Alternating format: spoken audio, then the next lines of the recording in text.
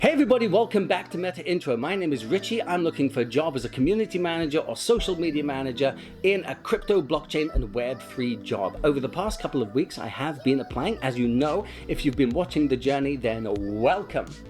I'm going to be looking at the most common questions asked to help you to be able to prepare for them.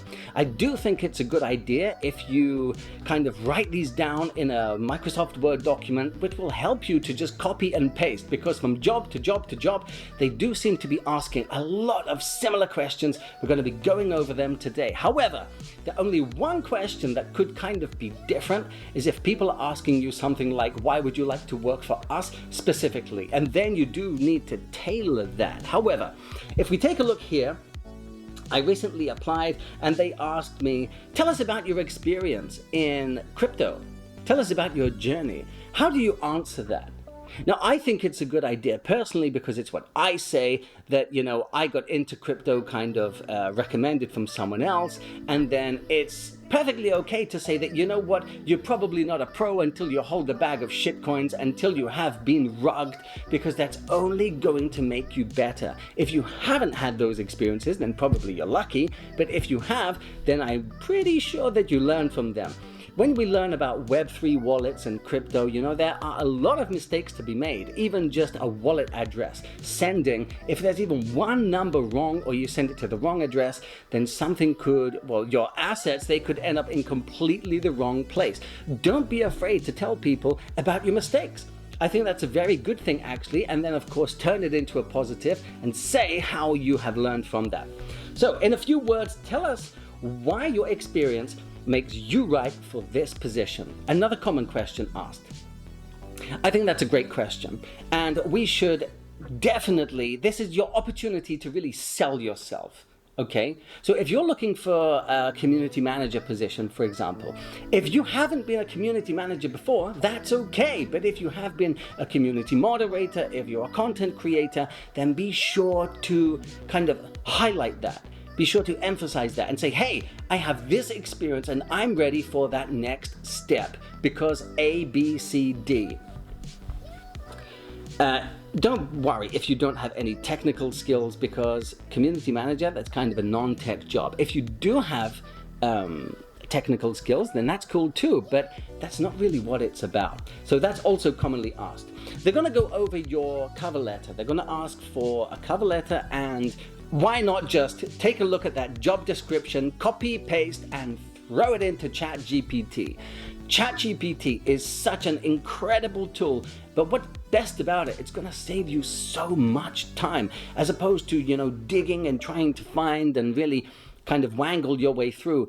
It will give you those main points. So take the job description, go into Chat GPT and write me a cover letter for this position, but don't just copy and paste thereafter. You have to check it.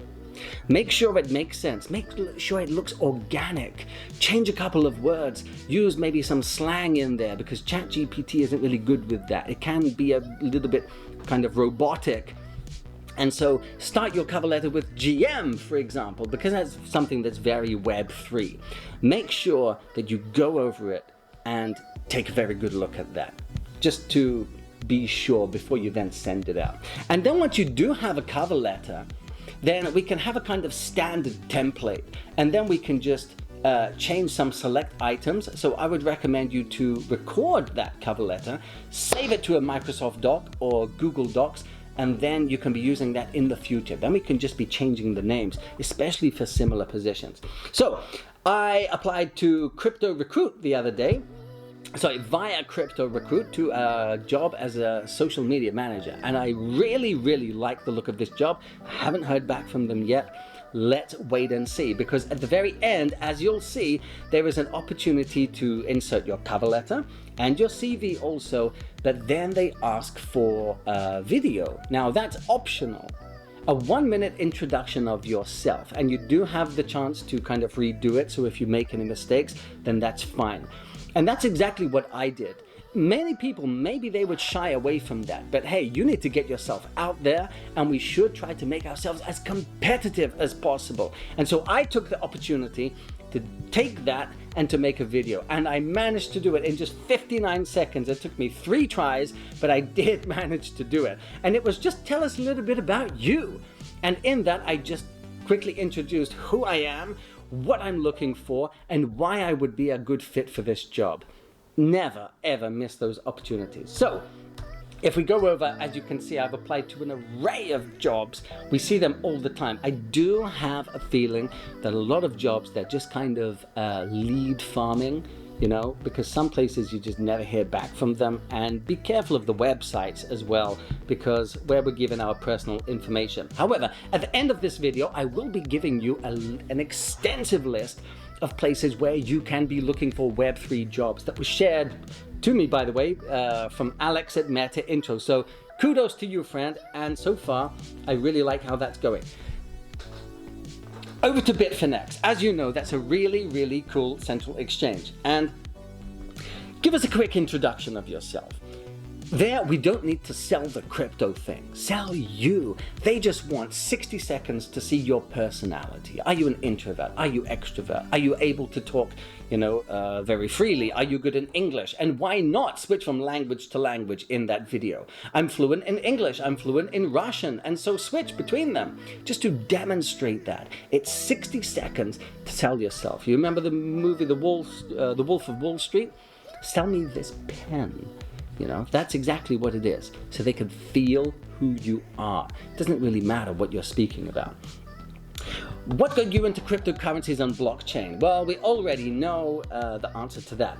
Can you briefly describe your experience as a community manager, social media manager? Again, which points are you going to focus on? I would recommend, and I'm going to put this at the end of the video as well, a super cool 10 points of exactly what you need to do to make your LinkedIn as possible.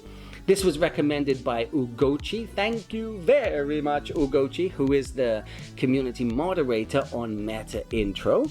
And she succinctly put these points there. And so be sure to direct people to your LinkedIn.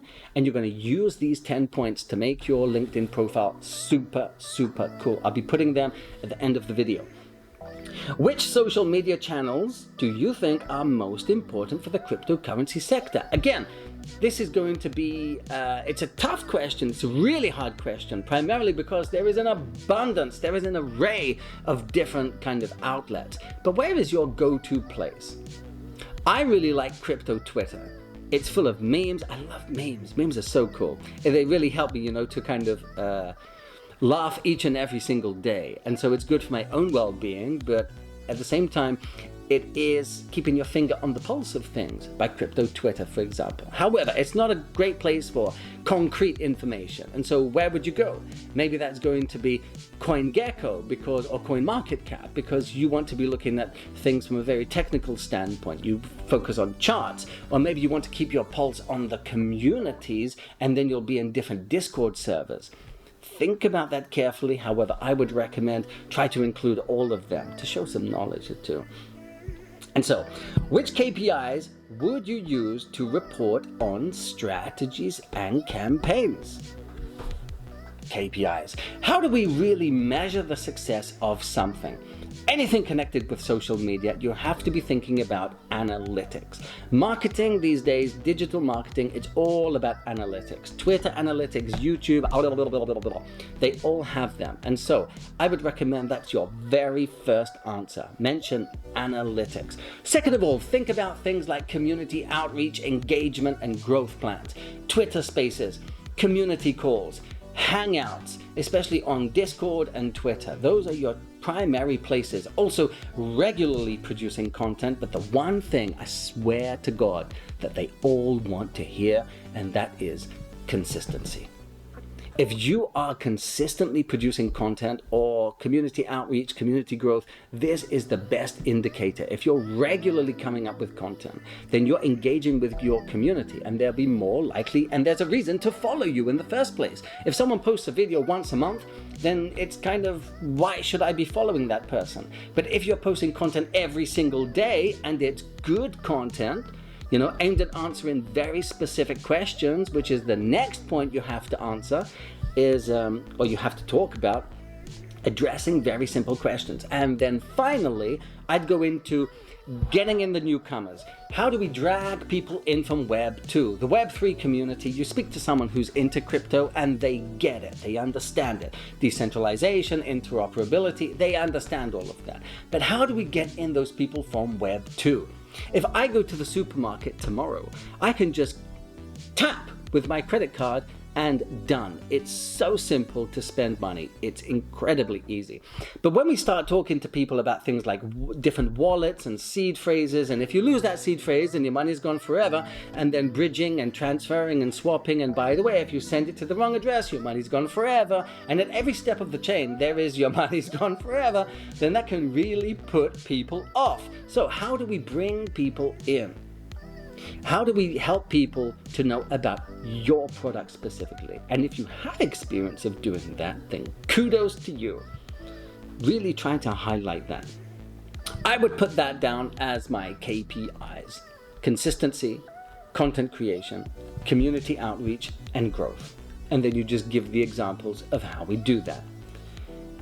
Okay, please briefly describe the process you would follow to plan a social media strategy to launch a new product in the crypto sector. How would you do that? Take 10 seconds and just think about that. There's a new product on the market. How am I going to market that? First of all, we're going to break it down. Is it an NFT? Is it a crypto? Is it a token? What exactly is it that we're talking about? Because depending on that, it decides where we need to go next. And so, just choose an example. If I was going to launch an NFT, I would do A, B, C, D, E. Make sure you have several steps. And if you don't know, if you find yourself stuck, go to Chat GPT, because now, this is something that a lot of people know about, but not too many people know about, is using artificial intelligence to really help you with your marketing. It's a really, really cool tool. And so my answer was, for launching a new strategy, first of all, we need to warm up the community. We need to get everybody excited about something. Maybe let's have like a beta testing. Maybe let's have some public testing. And we could have, for example, some giveaway or airdrop. And then that would entice people in. We shout it out very loud on our social media channels. We use our ambassadors also, because then they help everything to grow also. Having a strong ambassador community is essential for any Discord server, by the way.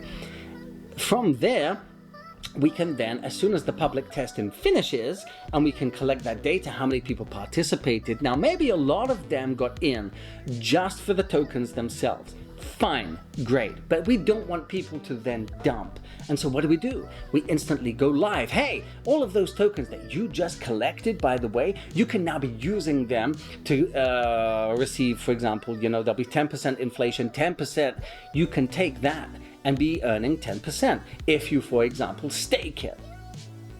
And so everything is interconnected, and we have a very clear line of where everything is going. That's just an example that I gave. Public testings, ambassadors, content creation to help everybody be knowing. And then maybe we could go over to something like, if you've heard of Crew 3. Have you heard of Crew 3? Crew 3 is this super cool platform whereby we're looking at organic growth. Members of our Discord server, for example, or our Twitter community.